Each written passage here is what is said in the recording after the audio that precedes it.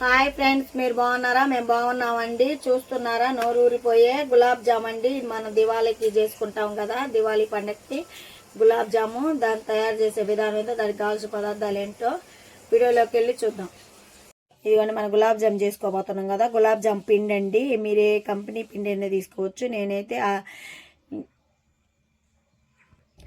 నేనైతే 2 కప్పులు తీసుకున్నానండి. ఈ కప్పుతో 2 కప్పులు అయిందండి. మీరు 1 కప్పు కావాలన్నా చేసుకోవచ్చు. నేను ఈ కప్పుతో 2 కప్పులు పిండి తీసుకున్నా. అరకప్పు పాలండి, అరకప్పు పాలు తీసుకొని అరకప్పు వాటర్ పోసుకోవాలండి. అరకప్పు పాలు, అరకప్పు వాటర్, మొత్తం 1 కప్పు.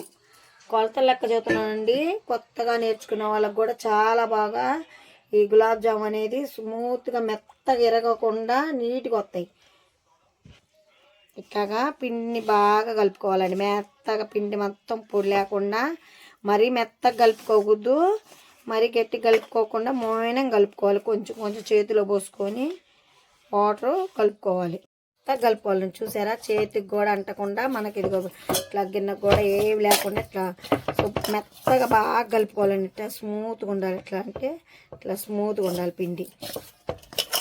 ఇట్లా మెత్తగా కలుపుకొని ఒక 10 నిమిషాలు, ఒక 5 నిమిషాల పాటు ఒక కర్చీపు తడుపుకొని క్లాత్ దిమ్మెన వేసుకోవాలండి.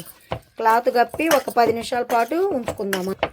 అంతలోకి మనం పాకు రెడీ చేసేసుకుందాం. కావాల్సిన పాకు రెడీ చేసుకుందాం. ఇట్లా క్లాత్ తడుపుకొని ఇట్లాగా ఒక 10 నిమిషాల పాటు ఇట్లా పెట్టుకోవాలండి. ఇట్లా కప్పుకొని ఒక 10 నిమిషాల పాటు పెట్టుకొని మన పాకు రెడీ చేసుకుందాం. ఈ కప్పుతో మనం 2 కప్పులు తీసుకున్నాం కదా. ఇప్పుడు ఈ కప్పుతో 3 కప్పులు తీసుకోవాలండి. పంచదార 3 కప్పుల పంచదార ఇవ్వండి. 2 కప్పులు. ఈ కప్పుతో 2 కప్పులన్నర పంచదార తీసుకున్నామండి. అది 2 కప్పులు తీసుకున్నామంటే ఎక్స్ట్రా తీసుకున్నాము. 2 కప్పులన్నర. దీంతో 1 కప్పే వాటర్ తీసుకోవాలి. 2 కప్పులు వాటర్ తీసుకోవాలండి.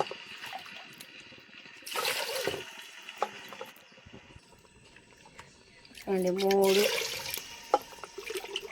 కప్పులండి. దీంతో 4 కప్పులు డబల్ తీసుకోవాలండి. డబల్ తీసుకుంటే పాకు బాగా వచ్చిద్దండి. ఇదిగోండి, పంచదార పాకు పట్టాలండి. ఇదిగోండి ఇట్లా పాకు. ఇదిగో 4 మనం కొలత ప్రకారం తీసుకోవాలండి. కొలత ప్రకారం తీసుకోకపోతే ఎప్పుడైనా దీంట్లో ఏంగానే ఆ వాటర్ అనేవి, ఈ పాకు అనేది బీచుకోదు. ఆ వంటకు బీచుకోకుండా లోన పిండి పిండిగా ఉంటుందండి. అందుకోసం నేను మీకు ఒక టిప్పు చెప్తున్నాను. ఎప్పుడైనా ఒకటి పంచదార తీసుకుంటే 3 వాటర్ తీసుకోవాలి. డబల్ తీసుకోవాలండి.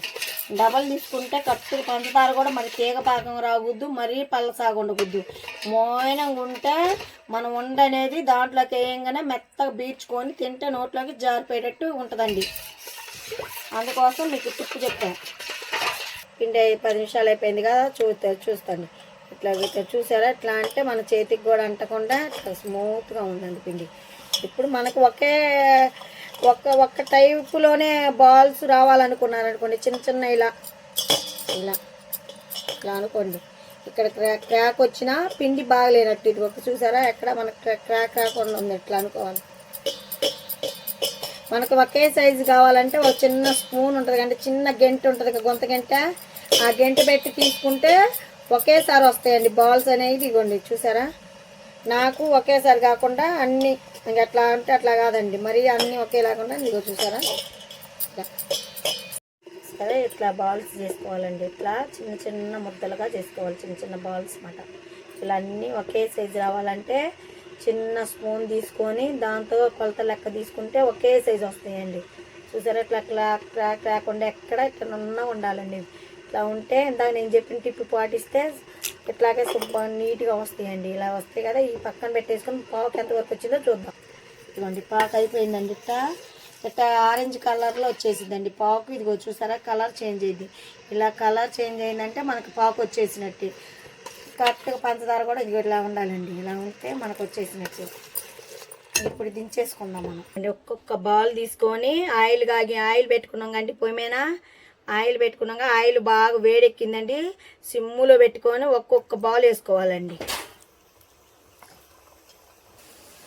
ఇవ్వండి బాల్స్ చూసారా, ఇట్లా చిన్నగా నిదానంగా ఉడకాలండి. దానికి ఎక్కువసేపు కలుపుకోకూడదండి. కలపకుండా ఉంటే ఇదిగోండి చూసారా, ఇలా వస్తాయండి బాలు.